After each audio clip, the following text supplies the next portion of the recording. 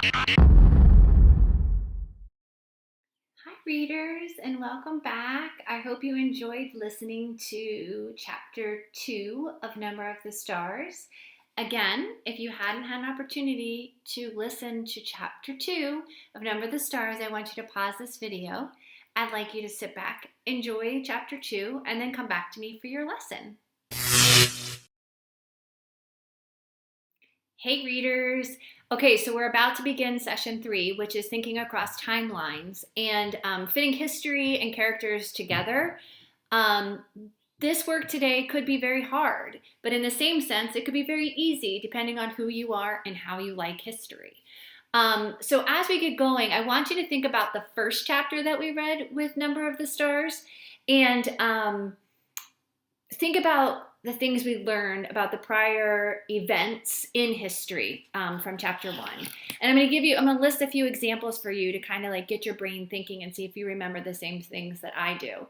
So some of the things that I wrote down were the German soldiers already had been in Copenhagen for 3 years. Goods, including coffee, had been restricted during that time. Brave Danish resistors exploded factories that could become suppliers to the Nazis. That's a huge thing because that means that like people are trying to destroy the fact that the Nazis are trying to take over. There were prior events in Anne Marie's life as well, including the death of her sister just before her wedding. This kind of information about the event and others will keep emerging across the text. So keep in chronological order of the story straight, especially in challenging complex texts, because it jumps from time to time often, is what we're going to be doing in our work today. So sit back, pay attention, and hit pause and rewind as necessary. Okay, here we go, readers.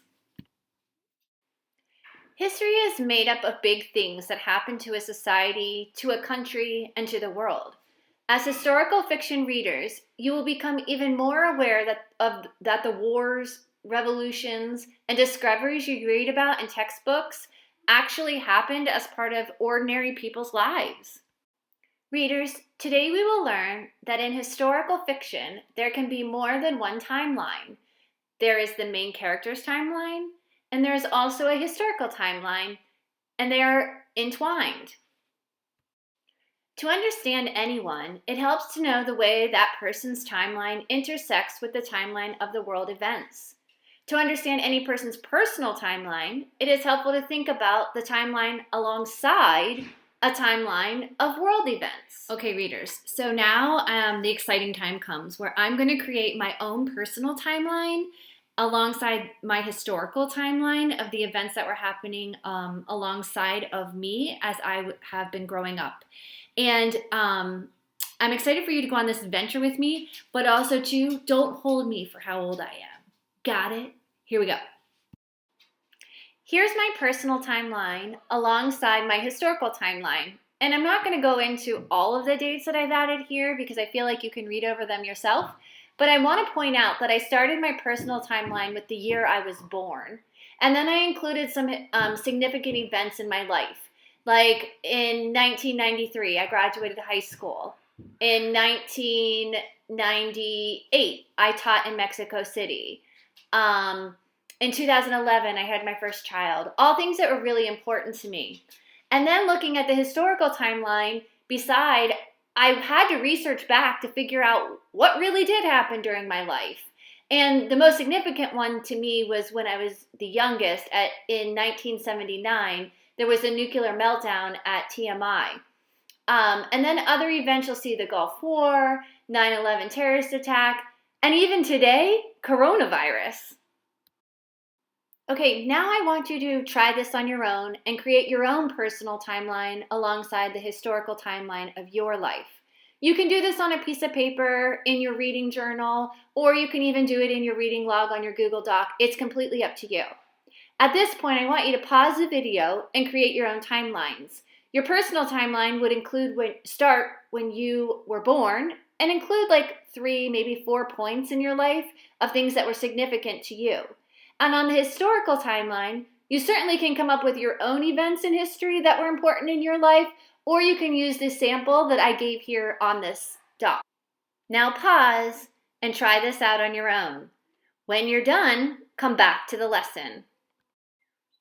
Readers, we're going to take a second to transition from our own personal timelines and look at the start of some timelines for our book, Number the Stars. And you're going to help me finish them now. So let's check this out. So as I sat down to think about how am I going to write this timeline for Anne Marie alongside of a historical timeline, I thought to myself, well, I can look back in chapter 1 and think about some of the events that took place. And I kept coming back to that one where she was running down the street and she was with her best friend Ellen and her sister. And I was like, okay, so I have this event, but I have no idea when it happened. So I had to go back in the text several times and really think about what words are popping out at me that I could place in historical context and maybe look those dates up and figure out what time this happened. And I was able to do that because I was thinking about in Copenhagen, that was something that helped me out. The German soldiers and all of those things started to click for me. And that's when I was like, oh, this happened in the 1940s because that's when World War II was. And I got to work and writing my timeline. So I started with writing Anne Marie, my main character, at the top on one side and historical timeline on the other side. I went in and I put in 1942, Hitler recalls the German ambassador from Denmark, and in 1943, Jewish people living in Denmark began to be rounded up for the concentration camps. And on Anne Marie's side then, I was able to fit in that detail that I was talking about of Anne Marie being stopped by a German soldier while running down the street. And I put that around 1943 because it connected with the Jewish people living in Denmark to be rounded up for concentration camps. And then something I thought of afterwards was in 1940 is when Denmark is invaded by Germany. So I added that back into the historical timeline. Sometimes your book doesn't explicitly tell you even one single historical event. In this case, you won't find the historical events without learning more about those times. Eventually, you can read nonfiction material to learn about the historical timeline. You can watch videos about that historical time period. Today, you will continue reading your historical fiction book, and I'd like you to do the work of figuring out your main character's timeline and historical timeline events. This may mean that not only will you read your novel, but you may need to do a little more research about the historical events happening around the time or the years your novel is set in. You can find extra resources to help you in Newsella, the brain pops on World War II that I have inserted in lessons, along with any other resource that you have in order to discover the historical events of the time. In your virtual reading log, create 2 timelines, the main character of your book and the historical timeline. And then I want you to jot at least 3 events on each timeline in chronological order. Use dates if you can. And that's it today, guys. So think about everything that you're going to be working on, get reading, and then create those historical timelines. I know you can do it. Good luck.